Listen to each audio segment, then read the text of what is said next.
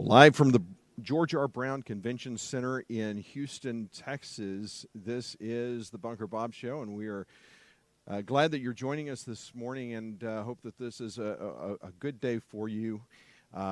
Today, we're at the Legislative Priorities Committee. They are about to start work, and that's an important thing, because this is one of the most important things that our party does, is focus our elected officials on the things that are most important to all of us. And I have Rhonda Marquardt.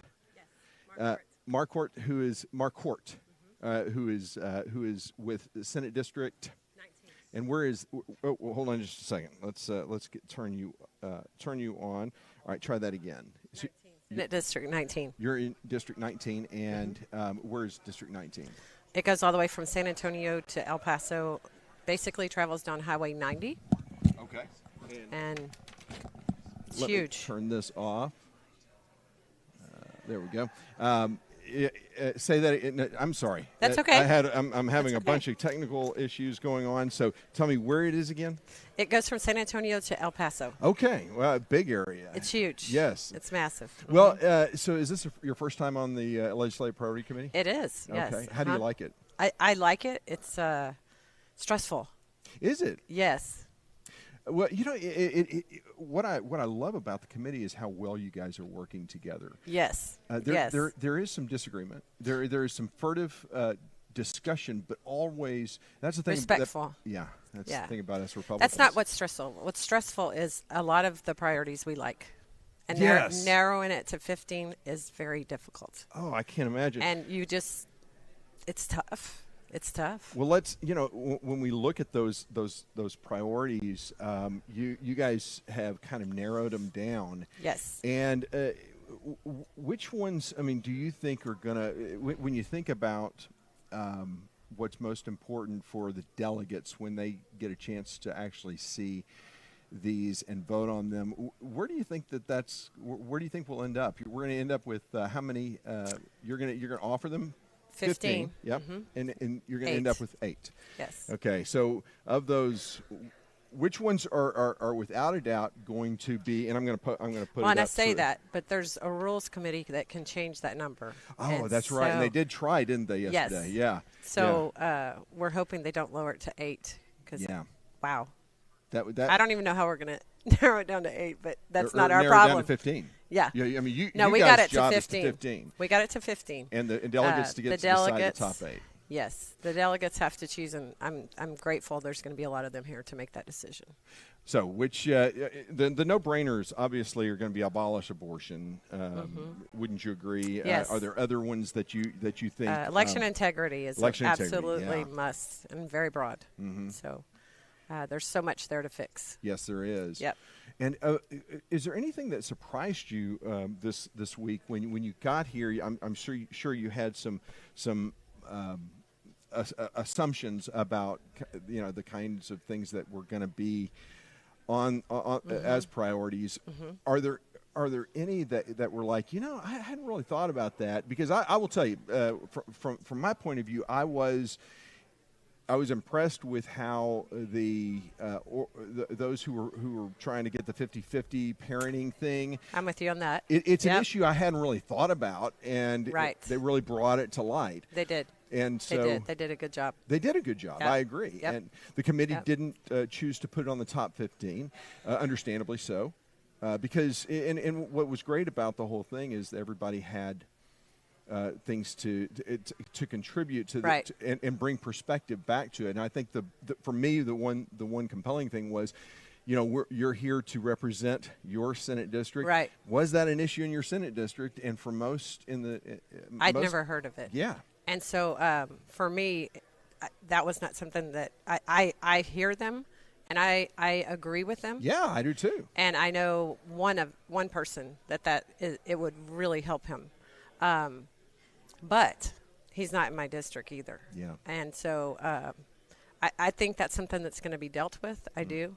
And that the other thing that was these are judges, right? That's a different realm to me.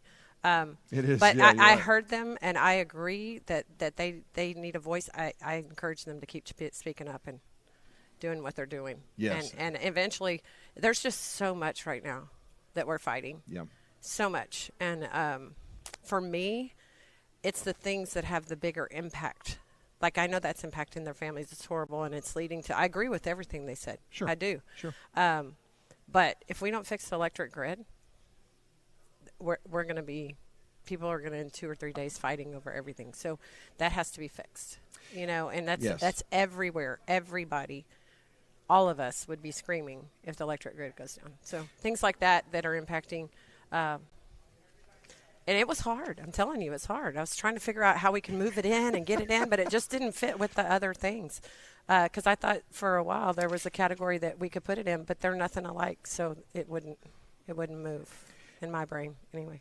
This, I think, tell me if what your impression was, but the stage was set the first day when I think, and I will say the testimony that was most compelling to set the stage was Senator Bob Hall, who came with highly respect him, and he came with a list of priorities, and every one of them is on the list. So mail-in election integrity. So talk about that. I mean, that there were many facets to election integrity. Still are. that are being and probably discussed. A lot that we haven't even thought of or we don't even know about yet. Yeah. So I think that's something that as soon as we can get some stuff done, there's going to be something else that we need to look at. And so, but if it's not fixed, nothing will be fixed. And so that's huge. There's two philosophies on the committee. One is broad yes. wording. Others are more specific. Where do you land?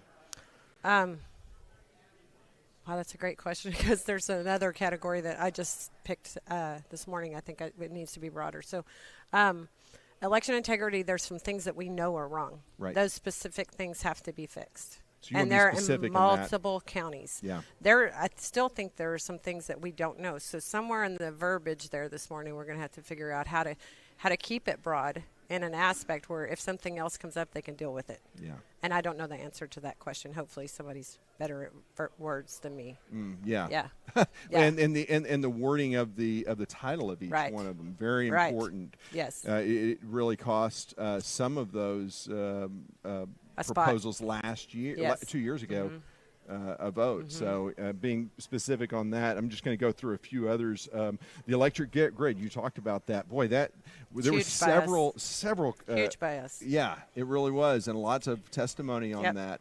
Yeah, it's kind of a little bit like Groundhog Day now on the committee because everyone keeps talking about the same thing over and over again. One of the most interesting points or parts or testimonies that the committee really galvanized behind was obviously women in sports, and it was punctuated by this image of Lee Thomas. I can't call her Leah. I mean, it's impossible to look at this image and not say there's something wrong. Well, I was a coach. That was my profession for 30 years. And so this just infuriates me because we fought in my career. Title IX came out, and we fought. And you had to fight. No, there's not enough girls' sports, right? Yeah. And all of a sudden, we're going to put a guy in there? It just is. And I don't understand why when we did high school, we didn't do college. I know there's a lot, but this shouldn't even be with us. This should already be gone. And that we're having to deal with it on the college level because it's creating this that's so unfair to females. And the people who have daughters need to be screaming about it, just screaming about it. It's one of those issues where you say, What? No, people aren't. I mean, it's a Saturday Night Live sketch. 20 years ago, this would have been sued over. Oh, my goodness. Immediately upon the first word, we would have, as coaches, stood up and we would have said, Title IX, no. I don't even think you would have to sue over it because everyone would look at it as a completely ridiculous proposal. Yes. No one in their right mind. And we have really turned never the corner. saw it coming. Boy, isn't that never funny? Saw it coming. But an important issue, and I think, and to me, as a when I look at how it will play over the state of Texas, this issue's no-brainer. Right. And it will help people who Right.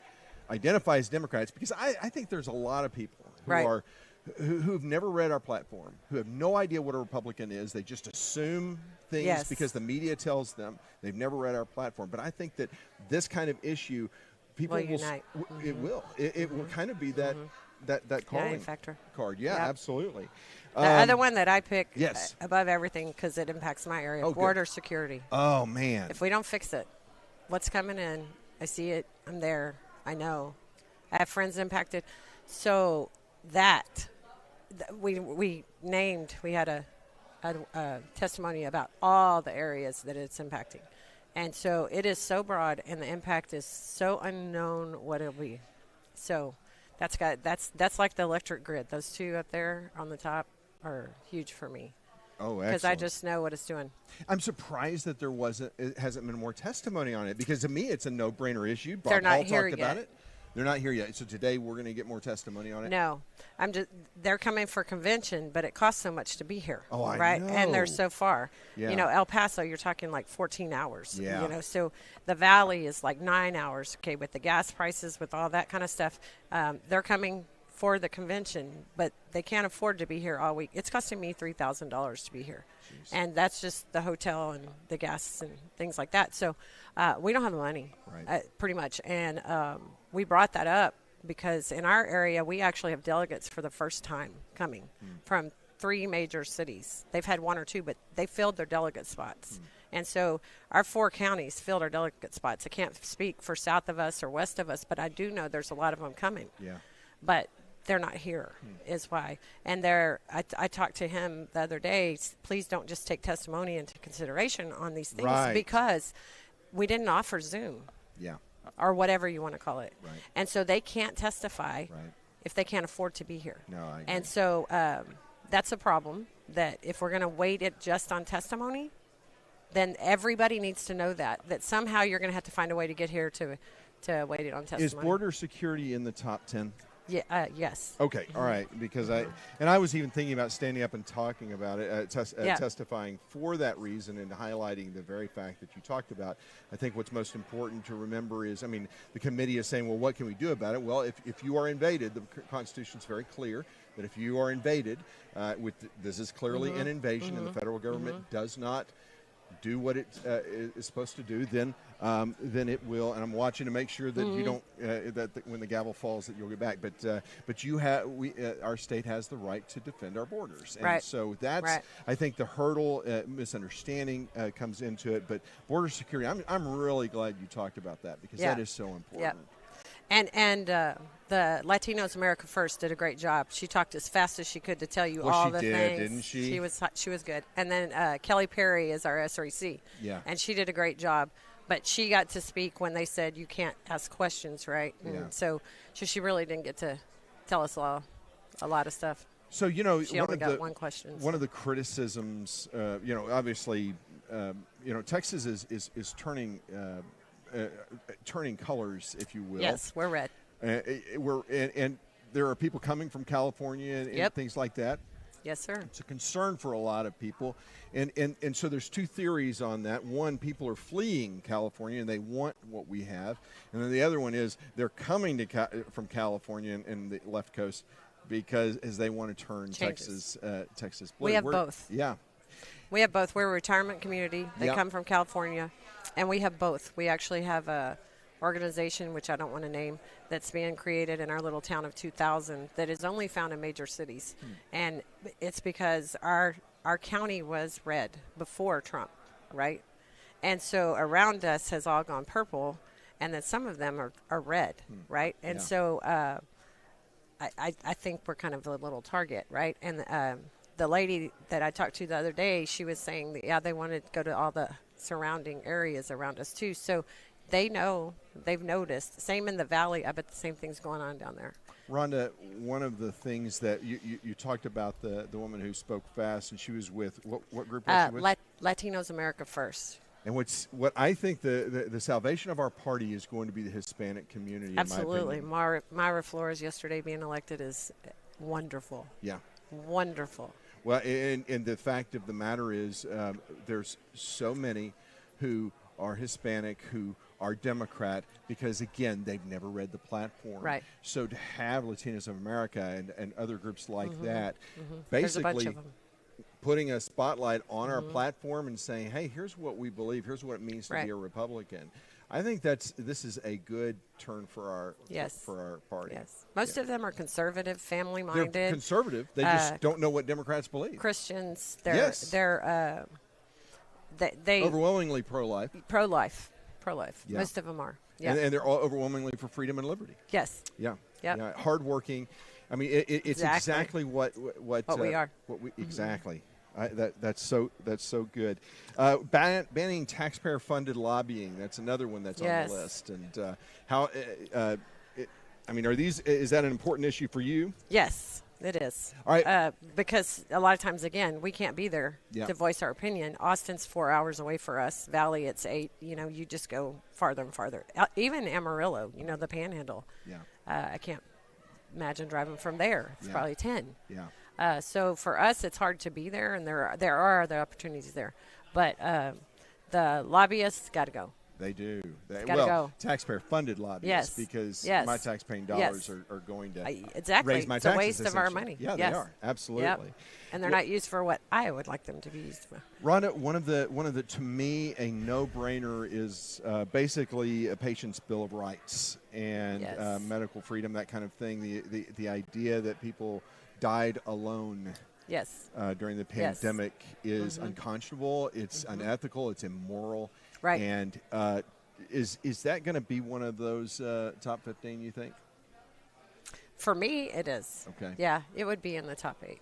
For me, I don't, other delegates I can't speak for, but with what we just went through with COVID and all that kind of stuff, I can't imagine that we're not going to stand up and say this isn't going to happen again. Americans are really sick of that. But that's an issue that crosses political boundaries. It does. And so I don't really know how the delegates are going to vote. I mean, I know in this room, there's probably about half of them that are for vaccination, the other half are against vaccination. And so that's one of those things that crosses. So I can't even guess where it's going to be for everybody else. But for me, it's one of my top 8. Yeah, and I think I think seeing people like Bob Hall, Senator Hall, lead with a patient's bill of rights that talks about the right to either be vaccinated or not, the right to be with your loved one. Right. You can't refuse. You can't keep your family away. These kinds of things. Well, and then the mother who talked about her daughter was forced to take that. Okay, that's where I take that too, because I that was heart-wrenching. It was, and I'm a naturopath. I'm patient. I go to a naturopath doctor, right? And so for years he's been telling me about these parents who have no choice and they're forced to do the chemo and radiation, and in his opinion, if they would let him go his route, they would made it. Yeah. But they're doing experimental drugs on them, are really things that are really bad. But I was glad to see her because I knew that story. You did? From my guy. When did her daughter pass away? I don't know the details of that. It seems very, very fresh. Yeah. Okay. Yeah. And there were a lot of things I didn't understand. I didn't understand that once you've taken your child to a cancer hospital, they can sue you. You can't go to a different one. I had no idea that was. How is that even? Yep. That's a doctor can sue you for. This is from my doctor talking to me about it. A doctor can sue you for how you're treating your child if that's not what the method is that he thinks would be best for the child. They can actually take you to court, and that I didn't talk to her, but I'm going to assume in her case that's what happened. They said, nope, you have to do this. And he's had patients that he's worked with that they were forced to do that, and he's trying to counter it with the natural part to not have the impact on the kid. But his cost a lot of money, and insurance doesn't cover it. Yeah. And so, insurance cover the other. Yeah. Wow. So any other issues that it's broad, right? Yeah, it is. It really is. So this morning you guys are basically going to break into groups and kind of fine-tune the wording on these things. Which subcommittee are you on? I'm on 3, and it's government. Government. Okay. Mm-hmm. All right. And how you got 2 at least on the list. Is there any of those of them that you think will make the next that final 5 of the legislative priorities, and I I unfortunately hope so. don't have the I hope so. list. You hope so? Well, I hope not just because There's no way to guess. but I will say We're I diverse. appreciated the individual who came up and said, you've taken 2 from every Yes. subcommittee, but I don't think that should be the criterion. No, it's not. It was should a just starting be, point. Let's what are the most Right. important? I'm so impressed with the committee, how you're working together. How you're discussing things, how you're asking questions, important questions of those who testify. I think this is a great example of what makes this party so great. And the fact that you're spending $5,000 just to be here, in gas and hotel. I mean, more than that probably with and food and stuff. I bought my own food. You brought your I own don't go food. out to eat. Okay, well, but you. But you're spending. I mean, you're spending your own money. You're spending Yep. the time. Yep. You're getting paid. I guess the appreciation for. That's right. For better government. Yeah. And It's a volunteer. This is the grassroots. This is where This is why we see Senator Hall and Brian Slayton, but we Yes. don't see these other elected officials because they're not part of they're not connected with the grassroots the way. And this is really where the work gets done. So I just want to say on behalf of the people of Rockwall and in Texas, thank you for your sacrifice and for your work, because Thank this you. is so very important. Anything else you that we didn't talk about, because I don't want to miss No, any I important don't think issues. so. I think the delegates will decide. Yeah, and that's absolutely. what comes out. So Absolutely. and for the things that didn't make it, I would keep trying. Well, and it doesn't mean that they're not going to be part of legislation. That's it right. doesn't mean these That's right. senators and representatives won't take these things Yep. on. Get it to just means Austin. this is the focus of the Yep. party for this next Yep. legislative session. So, Rhonda, thank you so much for Thank being you. with me this morning. And Appreciate it. I just want to remind you that they're going to be going into breakout groups, and when they do, I may be pulling away, maybe finding a few other people to talk to. So we're going to be starting. The gavel will be starting in just a few minutes, and so hang with me because I'll be back.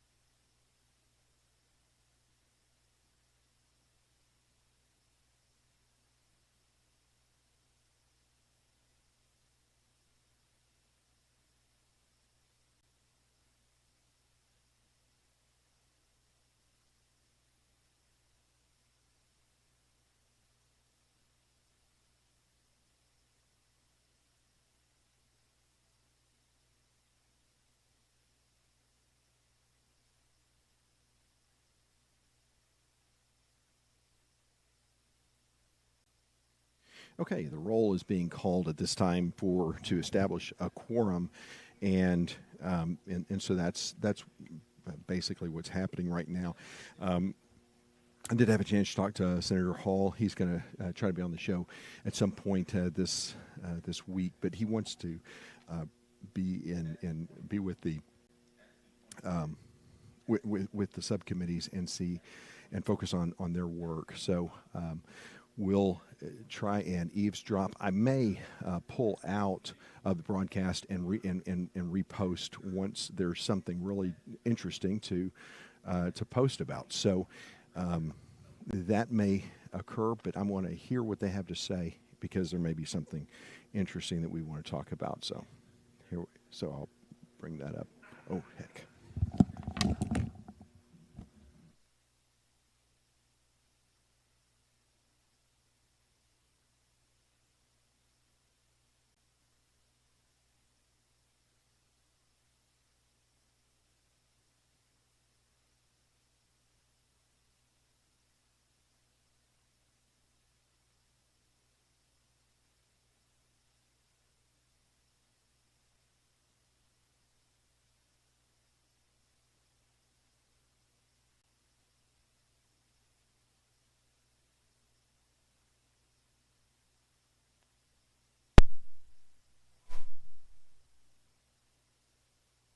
And we thank you for it in Jesus' name. Amen.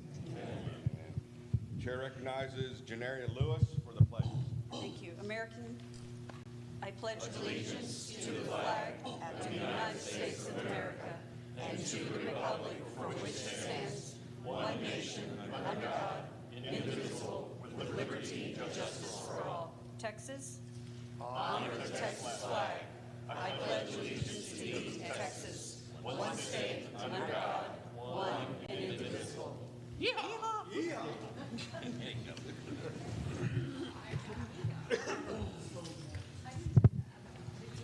Well, good morning and thank you, members. This morning we're going to go ahead and start out in our subcommittees.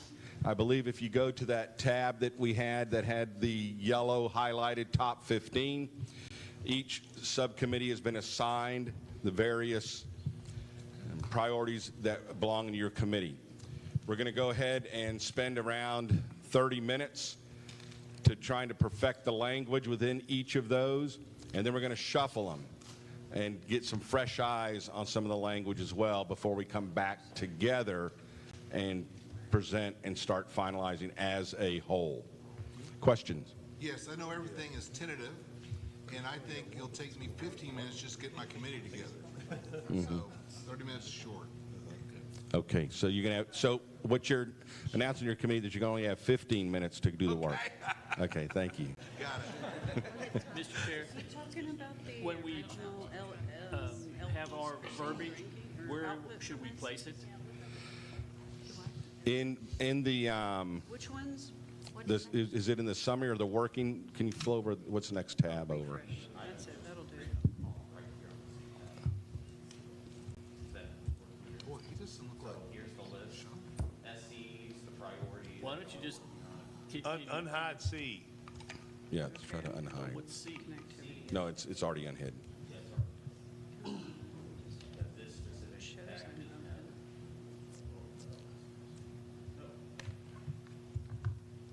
Is the tab over the one that we were working on? Down at the bottom. Yes, I hit the first one. That's the one that had the actual weighting I'm for gonna have each. to now. I was doing really well. Actually, it shows I'm connected. Yes. Open browser. So you're going to add another tab next to this with the current language that we have with each of those? Correct. And then I'm going to hide Thinking is the important. other tabs. All the numbers. Correct. Okay. Does that work then? Sure. Excellent. Thank you. Any other questions? So the subcommittees are the ones listed on column, right? That we're gonna- That's correct. The subcommittee you're in, and you will address those priorities that are assigned to your SC. Yes. Well, I don't understand what you're saying. If there's folks in the audience that want to help with the language, they are allowed, or?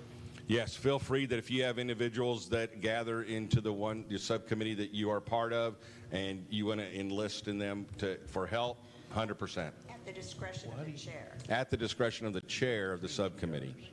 It's the only one we got, I think. Well, gender identity modification. Any other questions? Yes. Yes, please. Y'all might have said this just a second ago. I wasn't paying attention, so I apologize. But Thank you. Welcome. Welcome to the committee. Yeah, thank you.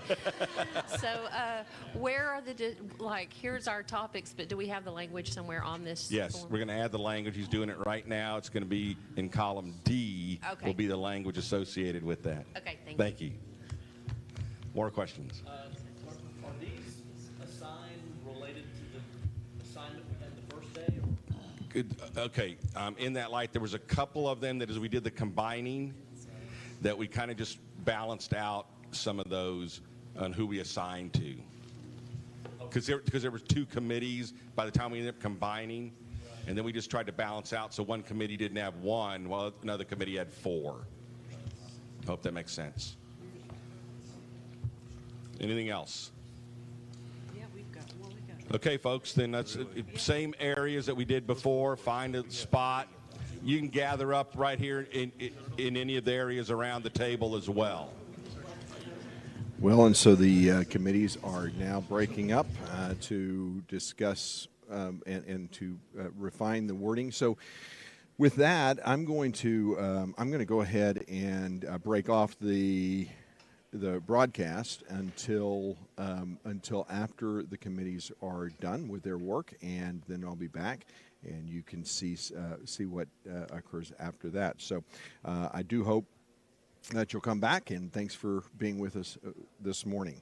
We'll see you in a little bit.